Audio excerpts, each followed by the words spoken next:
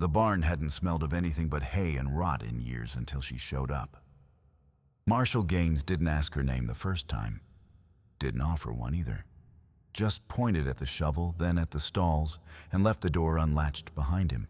She was dusted head to toe in desert clay bonnet frayed hands, wrapped in old flour sackcloth like someone used to Burns. She didn't speak, only nodded once and got to work. By noon, she had mucked out 6 stalls, repaired a broken latch, and was on her knees scrubbing dried blood off the flank of a skittish mare. Marshall watched her from the shadow of the hayloft. Not out of distrust, but something else. Curiosity, maybe. Or maybe guilt. Something about the way she scrubbed, not frantic, not afraid, just steady, like she'd done this 1,000 times. Like she was scrubbing something out of herself. He'd hired drifters before. Men who drank on the job. Women who flirted, then stole. But this one, she didn't want food. Didn't want pay. Just worked until the sun touched the ridge, then vanished into the trees without a word. 3 days passed like that, then 4. On the 5th day, Marshall watched her walk away again, boots worn through at the sole skirt catching on thistle. And for reasons he couldn't name, he followed. Not loudly, not close, just enough to see. She moved through the woods like someone who didn't trust open roads. Past deadfall and deer paths, until the trees opened to a clearing no man would stumble into by accident. That's when he saw it. A tattered canvas lean-to. A crooked stovepipe coughing thin smoke. A lantern flickering behind patched cloth walls. And through a slit in the fabric, laughter high, bright, and impossibly young. Marshall stepped closer. And through that opening, he saw what the desert had hidden. 4 children, barefoot, thin, laughing. And the woman? The same woman who scrubbed his barn, knelt beside them, cradling the smallest in her arms. She didn't see him. Not yet. And he didn't move. Because for the first time in years, Marshall Gaines had found something he wasn't ready to walk away from. She arrived before sunrise. Always. Long before the rooster's cry, before the mist peeled off the creek, she was already there. Bent at the waist, clearing straw from the feed alley, brushing mud from the stable floor, like it might reveal something clean underneath. She moved like a ghost in work boots, never making eye contact, never staying long enough for questions to catch up. Marshall still hadn't asked her name. He figured if a person didn't offer it, it wasn't his right to pull it from them. But that didn't stop his mind from trying to piece her together. There was something about the way she held herself like a house braced for wind. She flinched at sudden noise, but not from fear. More like muscle memory, long trained to expect something worse.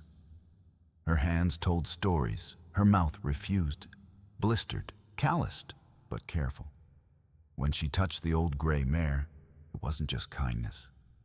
It was knowing. She had worked among animals before, maybe for years, maybe since she was a child. Marshall had seen women like her before. Not many, not often. Women who had lost more than they ever said out loud. One afternoon, while she swept dried molasses from the tack room floor, Marshall stood just outside the door and watched her hands. He caught himself thinking about his late wife for the first time in years, not in longing, but in quiet memory. How she used to hum when the wind was low. How she used to fix the coffee pot even when it wasn't broken just to feel useful. And he wondered, had this stranger ever been allowed to fix anything that wasn't already broken? The 5th morning, he left a sack of flour and a slab of salted pork near the woodpile. Didn't say a word. Didn't even wait to see if she took it. The next day, he found a silver coin beside it, folded in paper. Her handwriting was small, almost like she hoped it wouldn't be noticed. Please don't give again. I work to live. I do not beg. He read it twice, then slipped the note in the top drawer of his desk. Shut it quietly. Not because he agreed, but because he understood. The next week he left something different. A hand towel, clean, folded, tied with twine. No money, no food, just a gesture. a human one. She took it. He never asked if it meant thank you. He didn't need to. A few days later, while checking fence lines at dusk, Marshall returned to find a strip of cloth tied to his gatepost. Not torn, not trash, but embroidered delicately with thread faded by time. 4 names: Sadie, Jonah, Ruth, Eli. He stood there for a long time, one hand on the post, the other in his coat pocket, letting the cold settle in his lungs. Well, he whispered to no one now, I know who I'm working for. That night, he didn't sit by the fire out of habit. He sat because something inside him had shifted, and the silence in his home wasn't quiet anymore. It was waiting, waiting for little footsteps, waiting for laughter, waiting for her.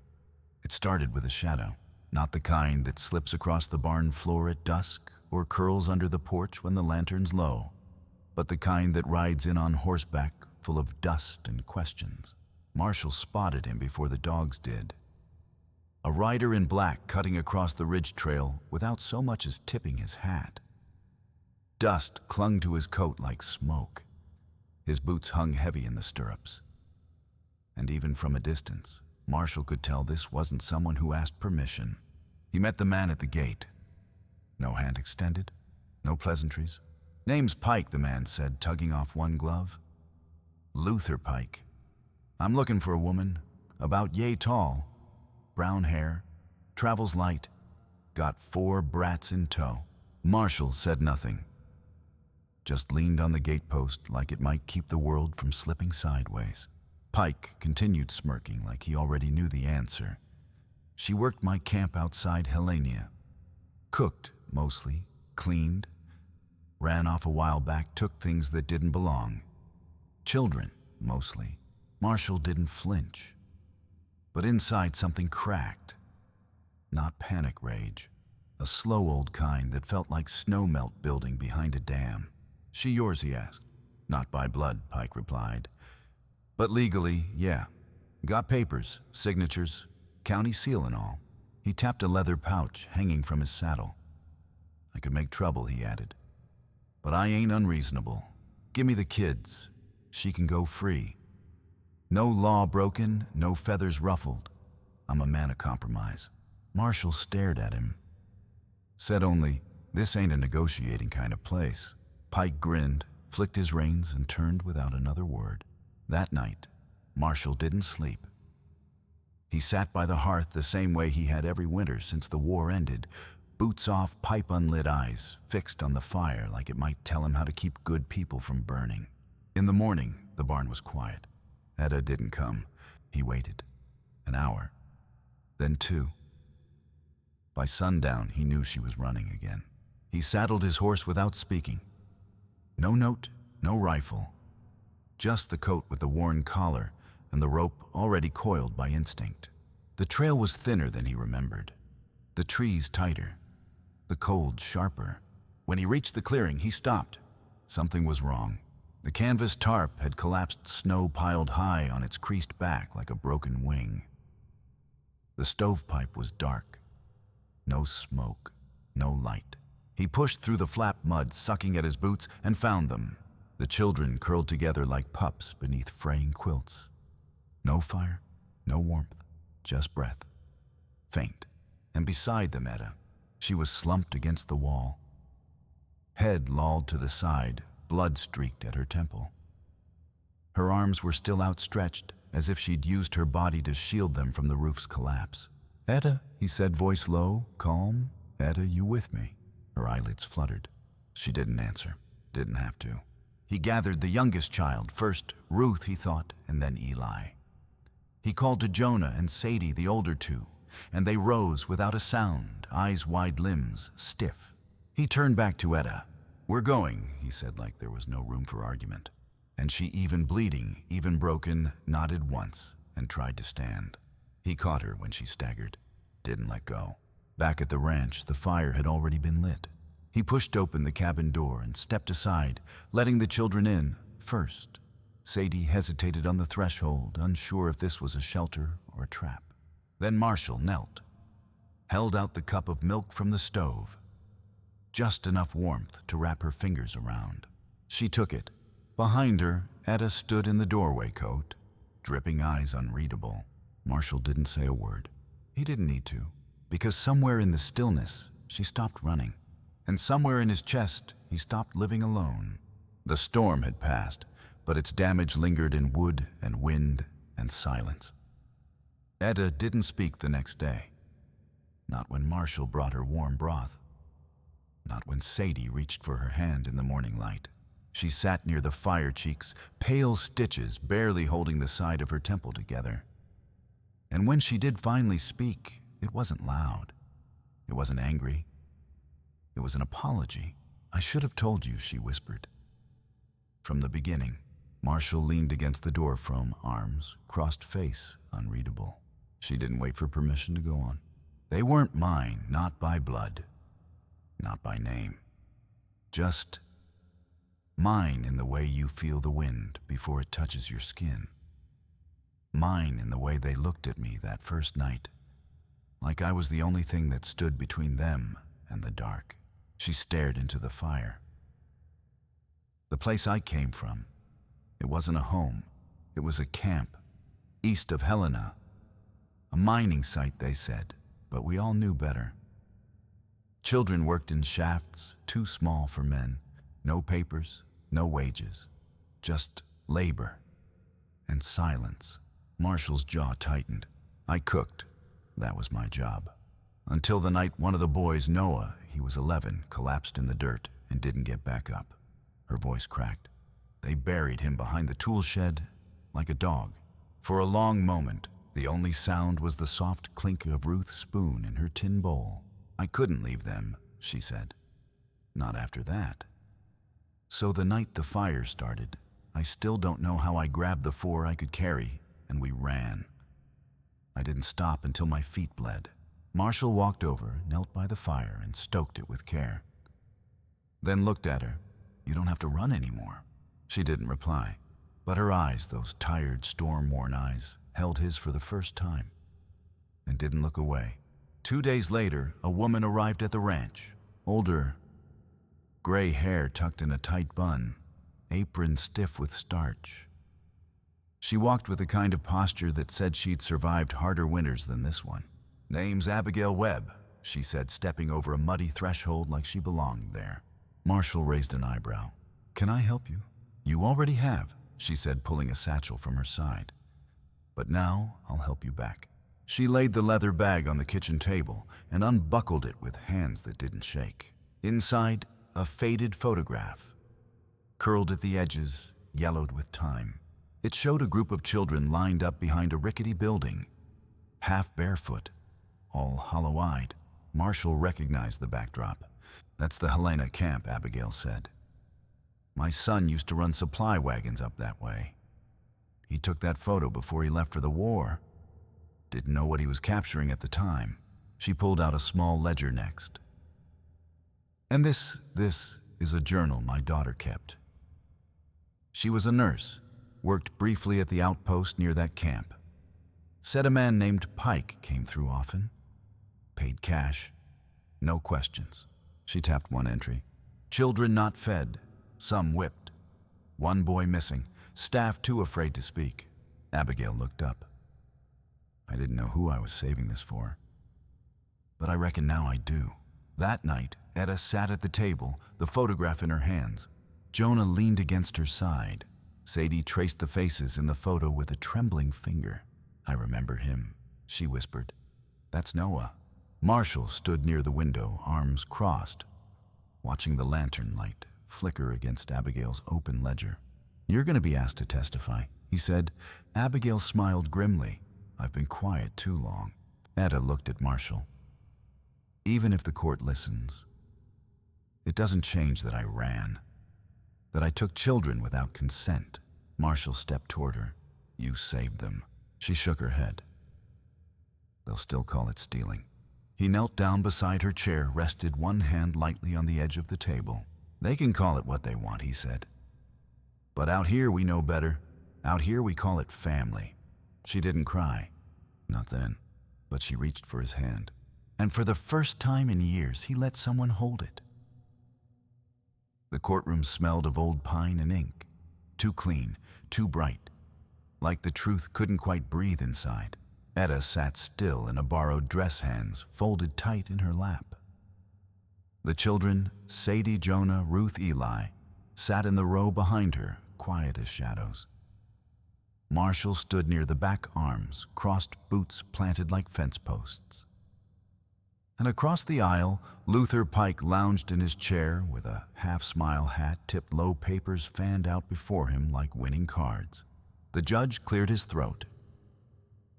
"Miss Rose, do you have any legal documentation confirming custody of the children?" Etta shook her head slowly. "No, sir. No medical records, school forms." "No. Then by what right do you claim them?" She hesitated. Her voice, when it came, barely carried across the wood-paneled room. "By the night they almost died and I didn't walk away." The judge blinked. "That is not a legal basis." Marshall's jaw twitched. Luther leaned forward, his voice slick as grease. "She kidnapped him, plain and simple. Took him out of a government camp without permission. That's abduction, Judge. I got birth records right here. My name's on every one." The judge nodded without looking. The court acknowledges the documentation provided by Mr. Pike as valid on face value. Etta swallowed. Her spine straightened, but something inside her folded. "I ran," she said quietly, but not to hide, to protect. The judge's eyes softened just a little. "I don't doubt your intentions, Miss Rose. But this court can't decide on intentions alone." Then a chair scraped. Abigail Webb stood slowly, leaning on her cane, her voice trembling with age, but steady in truth. "I'll testify." The whole room turned. She faced the judge directly. "I worked with the Pike mining operation in '77. I saw children whipped for crying. I saw a boy named Noah buried without a word. I heard Luther Pike say he didn't want him, just the labor." Luther shot up. "She's lying. She's senile." But the room had already shifted. The judge tapped his gavel once. "This testimony will be entered into record. Final ruling pending investigation." He paused, then added, "Until then, the children are to remain in Miss Rose's care temporarily." They returned to the ranch by wagon. It was quiet, too quiet. As the wheels crunched over gravel, Marshall felt at first a wrongness in the air. The kind of silence that comes after something breaks. Sadie saw it next. The chicken coop smashed, boards splintered, the wire fence torn open, feathers scattered like snow across the yard. And on the barn door, smeared in soot, "You lose." Marshall stepped down from the wagon without a word. Checked the barn, the main house. No one inside. But his blood burned. Luther hadn't waited for the law. He'd sent a message. That night, Marshall sat on the porch, rifle across his lap, eyes fixed on the darkness. Inside, Etta cleaned up the children's scraped knees and whispered stories she barely remembered, her voice shaky but warm. They clung to her, not from fear, but from something deeper. Trust, fragile flickering, still intact. Later, when the children had fallen asleep under one heavy quilt, Etta stepped outside. Marshall didn't look at her, just said, "He's not going to stop." She nodded. "I know." A long silence. "I should go," she whispered, "before it gets worse." He turned to her, finally met her eyes. That's what he wants. That's what men like him count on. That you'll run. Her voice broke. "I'm tired of running. But I'm more tired of watching them be afraid." Marshall stood, stepped closer. "You're not alone anymore, Etta." She didn't cry, not this time. But when he reached for her hand, she let him hold it. And somewhere behind them, the lantern inside the house flickered once, then steadied. The morning came cold and still, too still. Even the roosters held their breath. Marshall sat at the breakfast table, untouched plate of eggs before him. Boots, lace-tight eyes fixed on the horizon beyond the frosted window. "I'm heading to Lincoln County," he said flatly. Etta looked up from the hearth where she was braiding Ruth's hair. "Why?" He didn't answer right away. Just stood, grabbed his coat, and reached for the rifle by the door. Because some men only stop when they're made to. She stood slowly. "You don't owe me this. I know. I don't want you hurt because of my past." He looked at her, and for the first time in days, there was a flicker of something like heat behind his words. This isn't about your past. It's about their future. He was gone before she could stop him. He rode hard through the lowlands, following the river, until it bent toward the county seat. His jaw was clenched the whole way. Boots dug into the stirrups, rifle strapped to his back. The weight of it barely noticeable under the heavier burden he carried inside. If I don't end this, now it never ends. It took the better part of a day to find the sheriff, and even longer to convince him. But when Marshall returned, his coat was torn, dust clung to him like smoke, and his horse limped from exhaustion. He tied it off, stepped onto the porch, and met Etta's wide-eyed gaze. "They got him," he said simply. "Sheriff's holding Pike on 3 charges: attempted extortion, falsifying guardianship, and reckless endangerment of minors." He paused, breath-catching. There might be more. Etta didn't speak. Just stood there, one hand pressed to her mouth. Then finally she whispered, "It's over." Marshall shook his head. No. He looked past her into the house, where the children were curled on the rug, drawing stick figures with charcoal on flower paper. "It's beginning." The next few days passed like a slow exhale. The barn was repaired with the children's help, Sadie holding the level, Jonah hammering nails, Ruth painting crooked flowers along the new fence. Etta cooked again. Real meals this time, not survival rations. She hummed sometimes when she didn't think anyone was listening. One evening after dinner, Marshall stepped onto the porch and found her there, arms wrapped around herself, eyes scanning the dark. "You still looking for him?" he asked. "No," she said quietly. "I think I'm just not used to safety yet." He sat beside her. They didn't speak for a long time. The wind stirred. And then she whispered, "I need to go." Marshall turned, startled. "What?" "Not forever. Just... I need to go back to that courthouse. I need to do this right. I want to fight for them the right way." "You already did." "I want it in ink, on paper. I want it in a way that no man can ever undo." He nodded, slow, respectful. "I'll go with you." In court, she stood taller than she ever had. The judge reviewed the new documents, listened to Abigail's deposition, heard the charges from Lincoln County.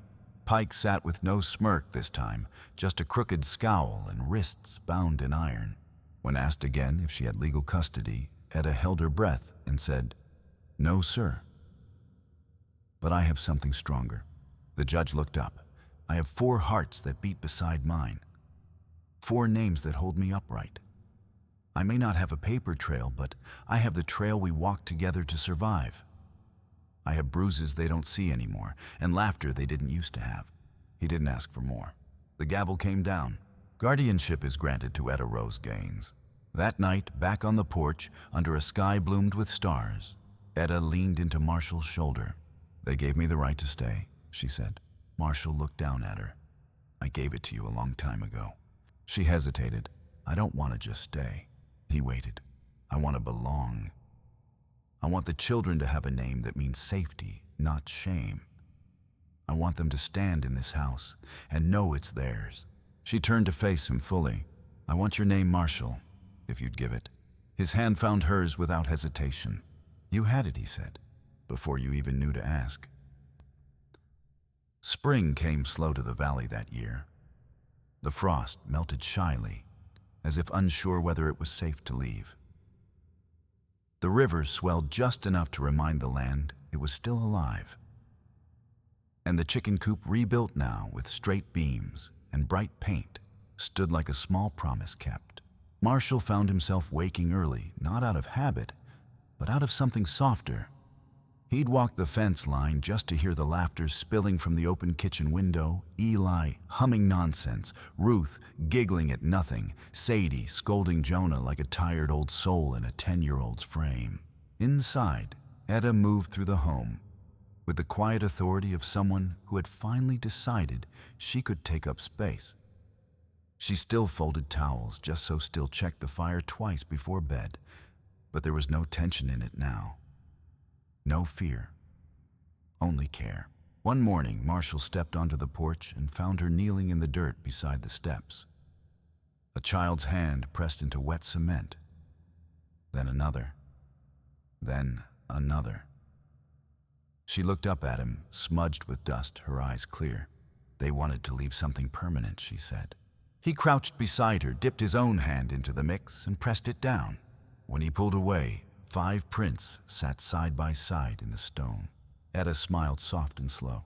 Later that night, as lantern light danced on the cabin walls, Ruth climbed into Etta's lap and asked, "Mama, do we live here now, like forever?"